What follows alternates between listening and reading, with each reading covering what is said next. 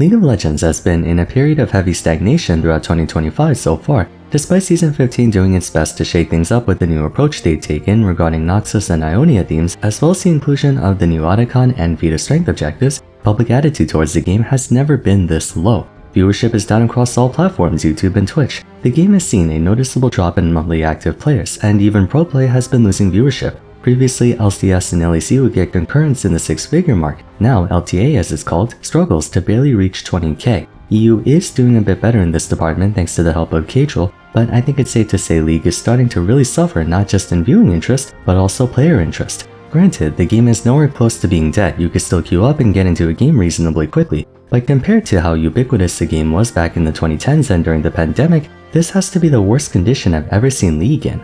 A variety of factors are at play when it comes to League's decline over the past few years. In my Why No One Plays episode on it, I talked about all the company decisions they made that backfired spectacularly, but that's not what we're going to be addressing today. I want to focus more on the gameplay aspect of things and how that's also been contributing to the game's progressive downfall. Today we'll be discussing the current biggest problem affecting League of Legends.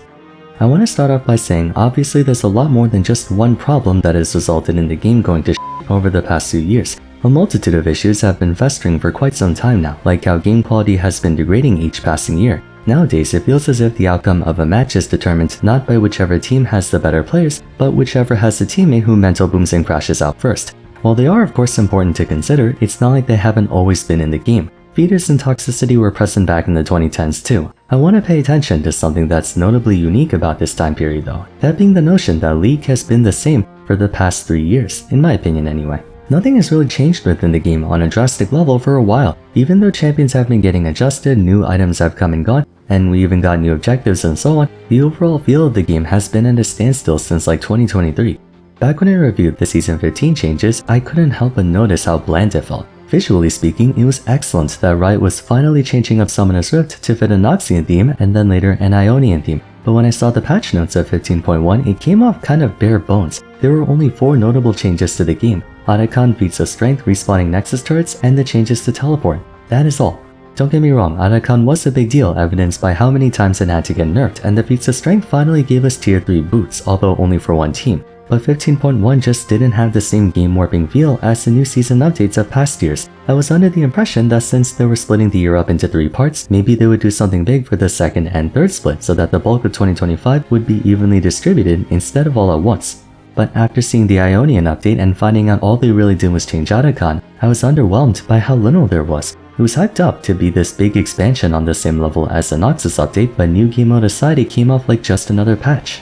Though 2025 was the biggest offender so far, 2024 was also kind of mellow for a new season update. We got void grubs, minor structural changes to the Rift, and some new items, but there wasn't a whole system revamp or anything like that. Quite the opposite, mythic items got taken out. 2023 was also kind of barren. Being the last year of mythics, we got some new items like Jakshul, Radiant Virtue, Heartsteel, Rod of Ages came back, Jungle got a quality of life update, and they reinstated the Chemdrake. But the essence of the game felt like the exact same as the year before. Altogether, 2023 didn't feel too different from 2024, which didn't feel too different from 2025. A number of you might disagree that seasons 13 and 14 were small for a new season, so out of consideration for that, let me give you examples of past seasons that fundamentally altered League of Legends. The most recent example would assuredly have to be mythic items being introduced in 2021.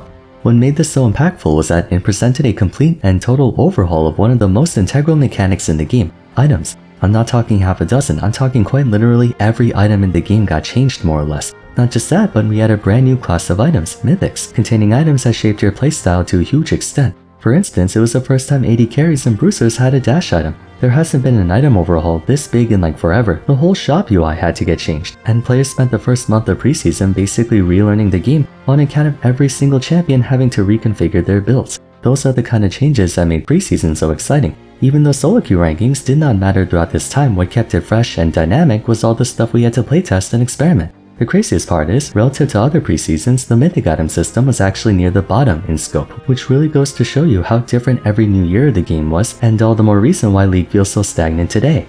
Season 10 may not have had that many adjustments in the item and champion department, but what it did bring was a full expansion to the Dragon objective in the form of the Dragon Soul. The advent of Dragon Soul as well as the new superpowered Elder Dragon buff would change the late game experience of the game thereafter because of how massive those buffs were. Permanent global stat increases of that caliber were never seen before in the history of the game. If you take a look at Dragon Soul, any of them, they may as well be a 7th item. The new Elder Dragon buff may have single-handedly lowered the average game time of all matches after 2020. When the community found out that Elder Dragon could execute below 25% health, people were going crazy. Before Season 10, objectives would have a measurable impact. However, you could still overcome them through calculated play or hunkering down until the temporary ones expired. But Dragon Soul and Elder Dragon gave you such an overwhelming lead that it would only be a matter of time before you lost. Statistically, the team with Dragon Soul averages an 80 to 90% win rate. It's nearly impossible to come back from. So even though 2020 didn't have that many changes in quantity, the new features they brought in completely warped our understanding of the mid to late game and made dragons go from an optimal thing you could skip a couple of to priority number 1. Think of the present day and how many teams get anxious when the enemy team has 3 dragons and the 4th one is coming up. Were it not for Dragon Soul, that wouldn't be as big of a cause for concern. Arguably the largest updates I've ever seen made to the game would have to be Seasons 5 through 7. I say 5 through 7 because technically these changes happened over the course of 2 years. In a given patch, the most number of champions you'd see getting updates to their gameplay beyond the realm of buffs and nerfs is at most like 3. Even mid-scope updates don't come too often, which is why the class updates from 2015 to 2017 were so unprecedented. From version 5.16 to 7.9, approximately half the roster got reworked in some shape or form. Not just small adjustments either, a number of them were significantly changed. Beginning with the Juggernaut update in 5.16, we had 4 major changes and 1 minor. Then the Marksman update in 5.22 saw retrofits to virtually the entire 80 carry roster. Caitlyn, Corki, Graves, Kog'Maw, Misfortune, and Quinn got the big ones, while the remaining were given small ones. 6.9 had the mage update, focusing on Brand, Cassiopeia, Malzahar, Vel'Koz, Vladimir, and Zyra, with minor updates given to 8 others. They then wrapped up with the Assassins in 6.22, then Tanks in 7.9. For 2 years, they spent every preseason and midseason reworking champion movesets for upwards of half a dozen at a time. When that many cast members get simultaneously changed, especially categorically, you're essentially playing a brand new game all over again. When ADCs got mixed up in Preseason 6, you had to learn all their new quirks and stuff. Mid lane was changed a ton following the mid-season mage update. Then jungle as well as mid once again changed during the assassin update. By the time you settled into all the new things, Riot came in with even more new things. Again, the mid-season update was almost as big as the preseason ones, giving players 2 things to look forward to per year. The point 9 of each year was usually around May, right as players were entering summer break or the tail end of their school semester. That was an optimal time for players to look forward to all the new content that they had to pick up.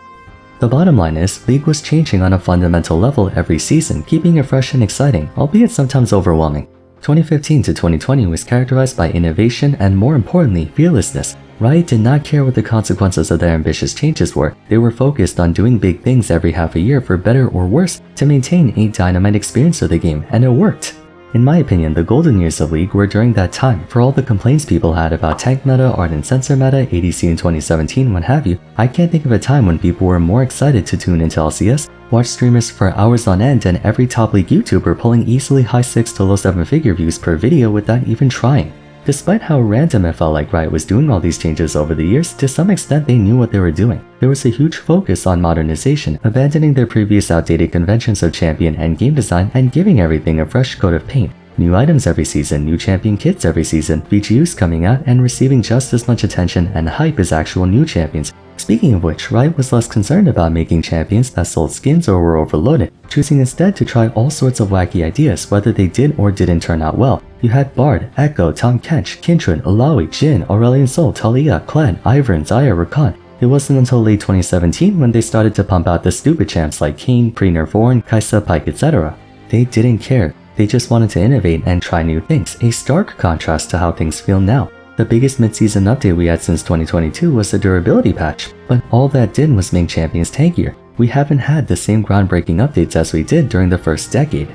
For most of the second decade, I feel like Riot's been playing things too safe. Anytime they make changes, it comes off in a way that's more contained in scale or an accessory to an already established mechanic. They only rework or update 1 or 2 champions at most, or just a couple items, not 15 at one time. Adding new objectives like Otacon, feats, and Void Grubs may appear to give off the same impact as Dragon Soul and whatnot, but the reason they don't is because none of them really change the central experience of the game. Void Grubs makes it more convenient to take towers, but it's not like a team with all grubs pushes that much further than a team without. Ruinous Otacon offers a big stat boost that compounds the effects of other objectives, but taking Otacon without any objectives is basically just an extra 25 or so adaptive force and half a level. Though it did get nerfed, it was always treated as an objective that people take when there's nothing else to do while waiting for Baron. As for Voracious Otacon, they never should have added it to the game. Losing a Ruinous Otacon though doesn't carry the same repercussions as a Baron or Dragon Soul. Not that it needs to be. Having too many game-winning objectives is part of why League is extremely stressful to play these days. But therein lies the problem. The gameplay team is only building off their current foundation rather than trying to do crazy new stuff that makes the player base have to figure out the game in new ways. A prominent discussion topic as of late has been whether or not the removal of mythic items was a good decision. Some are even going so far as to say League was better off with it still being in the game as opposed to without. When you consider how many egregious metas we had like the Stridebreaker meta, Chemtank meta, Divine Sunder meta, Sunfire meta, Goredrinker meta, Prowler's Claw meta, Dustblade meta, Everfrost meta, and so on, the notion that people want it back may sound absurd, but it's not so much that people literally want mythics back, more that people miss the days when the game was unpredictable and dynamic. In essence, a non-negligible amount of people want sweeping changes on a grand scale even if it might lead to stupid more than Riot playing it safe and not doing a whole lot. It might seem counterintuitive to want League of Legends to flip upside down twice a year when the goal is to master the game and consistently climb, but I've been told that more and more people are switching to TOT and Arena not only because they're more fun to play, but also because those game modes have been getting the same content updates that League used to. In Arena, there's an absurd new thing happening every single week it seems. League, on the other hand, has remained more or less the same throughout this entire time. If you quit back in Season 4 and came back in Season 7, you had to relearn the game because of how different it was, but if you quit back in Season 12 and came back now, I would argue it's still recognizable for most players. The question is, however, can Riot even make that many changes? A popular video released back in 2017 or 2018 if I can recall was from Doublelift on the downsides of a constantly changing game, in which he underscored how exhausting it is to keep up with all that Riot was doing throughout that time. For the most part, I agreed with the sentiment that Riot needed to slow down a bit, especially when it came to champions being buffed and nerfed too much, as well as new champions being the overloaded messes they were. Logically speaking, they finished updating the majority of the roster, so there's no reason to keep updating anymore, right? Somewhat, but even then there's still more things they can do that won't necessarily feature creep the game. Or frankly, maybe they should.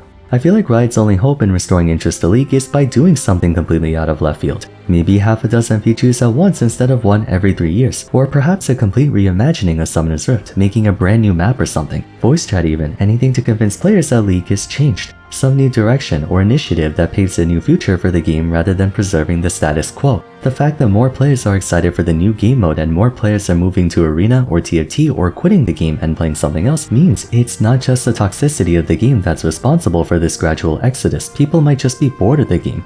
New changes will bring them back for maybe a month or two, but then they go right back to whatever they were doing before since League has gone back to what it was before. Going for something as risky as a new Summoner's Rift might not be possible due to red tape, so I suppose the lowest risk highest reward would be to go back to sweeping gameplay changes. Maybe, I don't know, make an elemental baron. In Season 14 they made 3 distinct barons, but those barons all give the same buff. Perhaps different baron buffs for different barons would be a place to start. Another option would be to speed up the VGU project and finally update those old champions, though I do understand why it's not a popular course of action financially speaking. It doesn't matter at this point, Riot has to do something big. Other creators are talking about it and the players are talking about it too. The sooner and bigger they do it, the better. So what do you guys think about all this? Do you agree or disagree with my points? If you disagree, let me know in the comments why, and if you agree, what are some ideas you have in mind? I'd love to hear them. For the time being though, if you enjoyed the video, a like and subscribe would be much appreciated. Don't forget to follow me on Twitter at Vars, join my Discord server, and check out my other League discussion videos if you haven't yet. But till next time, thanks so much for watching, and I look forward to seeing you again soon. Take care.